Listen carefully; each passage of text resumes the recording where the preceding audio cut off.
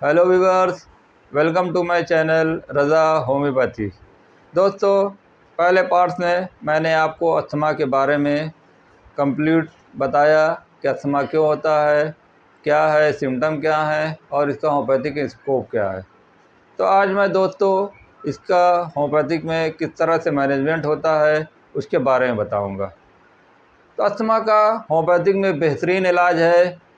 बहुत सारे केस मैंने भी अच्छे किए हैं और बहुत सारे केस अभी चल भी रहे हैं, काफ़ी इम्प्रूवमेंट होता है। और एक्यूट केस हो चाहे क्रोनिक केस हो, दोनों स्टेज में होम्योपैथिक दवा बहुत अच्छा काम करती है। तो मैंने जैसा बताया था कि 7 तरह के कॉज होते हैं, 7-8 तरह के जो मैंने कॉज बताए थे, कारण बताए थे, इस वजह से अस्थमा होता है। तो उसमें पहला मैंने बताया था कि फैमिली हिस्ट्री हेरिडिटी में अगर आपको अस्थमा है, दमा है, तो उसमें होम्योपैथी का क्या रोल है। होम्योपैथी का बहुत ही अच्छा रोल है। क्रोनिक हो, दादा परदादा से अगर ये बीमारी चली आ रही है तो आप ये ना सोचें कि ये लाइलाज है, इसका इलाज नहीं हो सकता, ऐसा नहीं है। क्रोनिक केस हो चाहे पुरानी से पुरानी बीमारी हो, होम्योपैथिक में बेहतरीन इलाज किया जा सकता है। बस उसको एक अच्छे डॉक्टर के अंडर में रह के आप इलाज करें। इसके लिए बहुत ही एक्सपर्ट होम्योपैथ की ज़रूरत पड़ती है। और इसके साइन एंड सिम्टम पेशेंट के मिजाज के मुताबिक, जैसा मैं पहले भी बताता हूँ आ रहा हूँ कि होम्योपैथिक में फ़िज़िकल सिम्टम से ज़्यादा उसके माइंड सिम्टम बहुत ज़्यादा मायने रखते हैं। पेशेंट का माइंड सिम्टम उसके रूब्रिक ले करके जब हम दवा देते हैं तो बहुत ही मार्वेलस रिज़ल्ट आता है। तो उसमें फैमिली हिस्ट्री अगर है तो उसमें 2 दवाएं बहुत ही कॉमन हैं, इसलिए कि फैमिली हिस्ट्री में जो अगर जेनेटिक कॉज चला आ रहा है तो उस जेनेटिक कॉज को ख़त्म करने के लिए बेसिलिनम और ट्यूबरकुलिनम, ये 2 दवाएं बहुत ही यूज़ की जाती हैं। लेकिन इन दोनों का सिम्टम मैं आज क्लियर कर देता हूं कि बेसिलिनम एक नोसोड से बनाई जाती दवा है। नोसोड का मतलब ये होता है कि ये बीमारी डिजीज़ से बनाई जाती है, किसी भी बीमारी से बनाई जाती है। तो बेसिलिनम जो होती है वो पेशेंट के लंग्स को, जिसमें टीबी हो गया हो, उस लंग के पार्ट से लेकर के दवा बनाई जाती है। उसी तरह ट्यूबरकुलिनम है। ट्यूबरकुलिनम भी टीबी के जो मरीज़ होते हैं उनके पस जो निकलता है, जो बलगम निकलता है, उससे ये ट्यूबरकुलिनम बनाई जाती है। तो उसके सिम्टम बहुत ही कॉमन हैं, मिलते जुलते दोनों के कॉज हैं।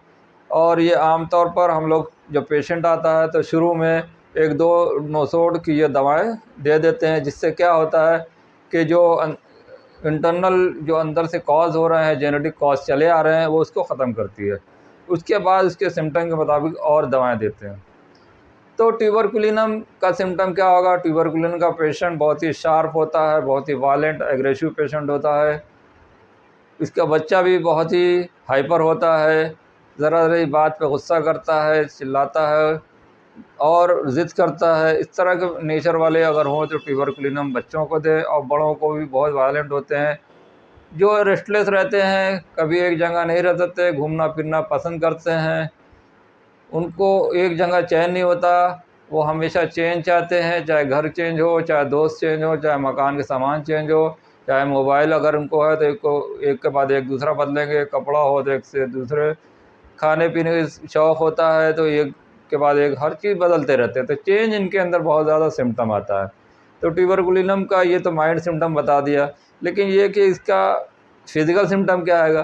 फिज़िकल सिम्टम ट्यूबरकुलिनम का ये आएगा कि पेशेंट को नज़ला, सर्दी बहुत ज़्यादा होगा, ज़रा सी ठंडक, कोल्ड एक्सपोज़र जहाँ हुआ, ठंडा पानी पी लिया या ठंडे मौसम में गया तो उसको नाक बहना शुरू हो जाएगी, उस नाकें बहेंगी, छींक आएगी, आँखों से पानी आने लगेगा और उसको सांस भी फूलेगी।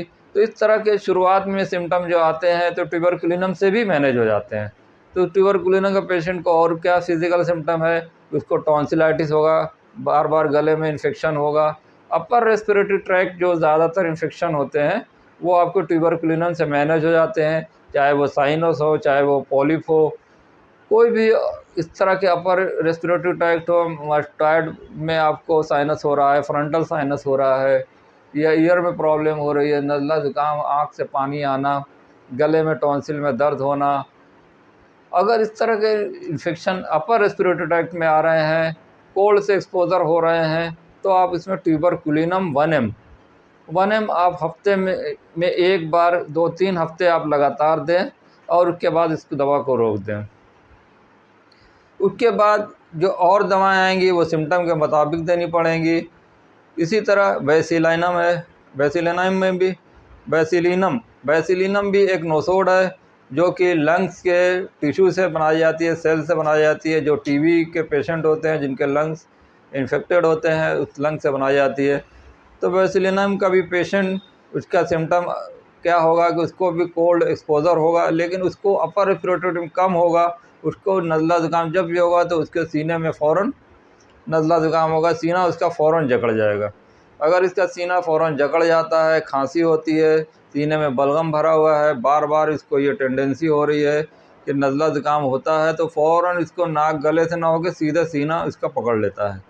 तो ये बेसिलिनम का बहुत ही प्रोमिनेंट सिम्टम है। तो इस तरह से आप ट्यूबरकुलिनम से इसको डिफरेंशिएट कर सकते हैं। तो ये 2 दवा नोसोड शुरू में ज़रूर दीजिए। उसके बाद और दवाएं हैं जो मैं अगले वीडियो में बताऊंगा, उस दवाओं को आप ज़रूर सिम्टम के मुताबिक दें। तो जब भी हम लोग इलाज करते हैं तो ये नोसोड से दवा शुरू करते हैं। ये 2 नोसोड हफ्ते में एक बार 1 mg की एक खुराक 2-3 दिन दें, लेकिन ये दोनों साथ नहीं देना है, एक ही दवा देना है, जो सिम्टम मैच करे उसी हिसाब से देना है। तो मैं यहाँ पे वार्न करना ये चाहूँगा कि कभी भी आप सेल्फ मेडिकेशन न करें, हमेशा किसी अच्छे डॉक्टर के अंडर में इलाज करें। और किसी तरह की क्वेरीज़ हो तो मेरे कमेंट बॉक्स में ज़रूर लिखें। अगर हमसे आप ऑनलाइन कंसल्टेशन करना चाहते हैं तो इसकी डिटेल मेरे इस वीडियो के नीचे है, आप उससे भी देख सकते हैं। Thank you. इसी तरह मेरे वीडियो को देखते रहें।